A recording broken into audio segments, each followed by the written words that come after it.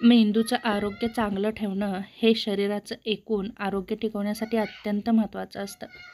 आजच्या तणावपूर्ण जीवनशैलीत आणि चुकीच्या सवयीमुळे आणि झोपेच्या अभावामुळे अनेक लोकांचं मेंदूची कार्य करण्याची जी क्षमता आहे ती कमी होत चालली आहे.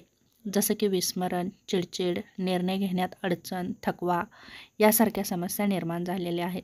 तेव्हा मेंदू कार्यक्षम ठेवण्यासाठी या गोष्टी करणं खूप गरजेचं आहे. जसं की संतुलित आहार घेणं, ज्यामुळे मेंदूचं पोषण होतं. मेंदू हा 60% फॅटपासून बनलेला आहे, त्यामुळे योग्य आहार खूप महत्त्वाचा आहे. यामध्ये तुम्ही बदाम, अक्रोड, जवस, मासे घेऊ शकता. अँटीऑक्सिडंट म्हणून ताजी फळे, हळद, पालक, टोमॅटो यांचा समावेश करू शकता. व्हिटॅमिन्स आणि खनिजे जसं की व्हिटॅमिन B12 आणि फोलेट मेंदूची स्मरणशक्ती वाढवतात. मॅग्नेशियम तणाव नियंत्रणासाठी मदत करतं. झिंक आणि लोह न्यूरॉन्सच्या कार्यासाठी महत्त्वाचं आहे. त्याचप्रमाणे ओट्स, रागी, मूग, हरभरा डाळी, तूप यांचंही सेवन तुम्ही करू शकता. त्याचप्रमाणे पुरेशी झोप. मेंदूचा रिपेअर मोड हा झोपेवर अवलंबून आहे. दररोज 7 ते 8 तासाची गाढ झोप नक्कीच घ्या. झोपेत मेंदू टॉक्सिन्स बाहेर टाकतो आणि आठवणी व्यवस्थित साठवतो. झोपण्यापूर्वी मोबाईल किंवा टीव्हीची स्क्रीन टाळा. रात्री 1 तास आधी ध्यान किंवा शांत संगीत ऐकणं महत्त्वाचं आहे. ध्यान आणि योग मन शांत ठेवतं, लक्ष केंद्रित करतं आणि स्मरणशक्ती सुधारतं. त्याचप्रमाणे अनुलोम विलोम, भ्रामरी, कपालभाती हे मेंदूला ऑक्सिजन पुरवतात. योगासन जसं की सर्वांगासन, शीर्षासन, ताडासन मेंदूकडे रक्तप्रवाह वाढवतात. त्याचप्रमाणे नियमित शारीरिक व्यायाम करा, जसं की चालणं, पोहणं, योग, सायकलिंग हे सर्व मेंदूला ताजंतवानं ठेवतं. दररोज 30 मिनिटं तरी हलका व्यायाम करा. व्यायामामुळे डोपामिन आणि सेरोटोनिन सारखे हार्मोन्स वाढतात, जे आनंद वाढवतात. मेंदूला काम द्या, जसं की ब्रेन एक्झरसाइज, वाचन, लेखन, नवीन भाषा शिकणं, बुद्धिबळ, कोडी सोडवणं यामुळे मेंदू सक्रिय राहतो. मेंदू नवीन माहिती घेत राहतो तेव्हाच तो मजबूत राहतो. त्याचप्रमाणे पुरेसं पाणी प्या. शरीरात पाण्याची कमतरता झाली की मेंदूचं एकाग्रता कमी होते. दिवसातून 2.5 ते 3 लिटर पाणी नक्कीच पिणं गरजेचं आहे. डिहायड्रेशनमुळे थकवा, गोंधळ आणि विस्मरण वाढतं. तणाव कमी करा.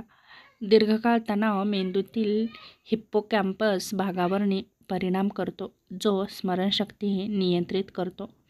तणाव कमी करण्यासाठी श्वासनाचे व्यायाम करा. निसर्गात फिरायला जा. संगीत, चित्रकला, गार्डनिंग अशा आवडीनिवडींना नक्कीच वेळ द्या. त्याचप्रमाणे हानिकारक पदार्थ टाळा, जसं की मद्य, तंबाखू, झोपेच्या गोळ्या किंवा जास्त प्रमाणात औषध हे मेंदूचे न्यूरॉन्स नष्ट करतात. प्रक्रिया केलेले पदार्थ जसे की पॅकेज्ड फूड, जास्त साखर नक्कीच टाळा. साखर आणि ट्रान्स फॅटच्या मेंदूच्या पुरवठ्यावर वाईट परिणाम करतात. त्याचप्रमाणे सूर्यप्रकाश आणि व्हिटॅमिन D मिळवण्याचा नक्कीच प्रयत्न करा. सकाळी 20 मिनिटं तरी सूर्यप्रकाशात घालवा.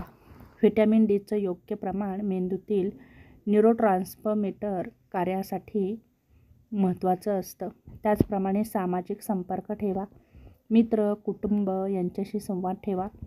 संवादामुळे मेंदू सामाजिक उत्तेजन घेतो, ज्यामुळे उदासीनता आणि डिप्रेशन यासारख्या समस्या कमी होतात.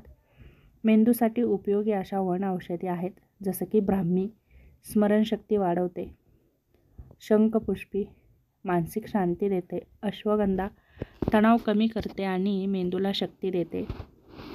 त्याचप्रमाणे मेंदूच्या पेशीही सक्रिय ठेवते. तेव्हा या सर्व वनस्पतीचा वापर करण्याअगोदर डॉक्टरांचा सल्ला नक्कीच घ्या. त्याचप्रमाणे मेंदूला विश्रांती द्या. जास्त माहिती घेणं, सतत स्क्रीनकडे पाहणं टाळा. दिवसात काही मिनिटं डिजिटल डिटॉक्स करा. थोडं गोड पण योग्य प्रमाणात घ्या. जसं की म्हणतात की डार्क चॉकलेट मेंदूला ताजंतवानं ठेवतं, पण त्याचंही प्रमाण मर्यादित ठेवा.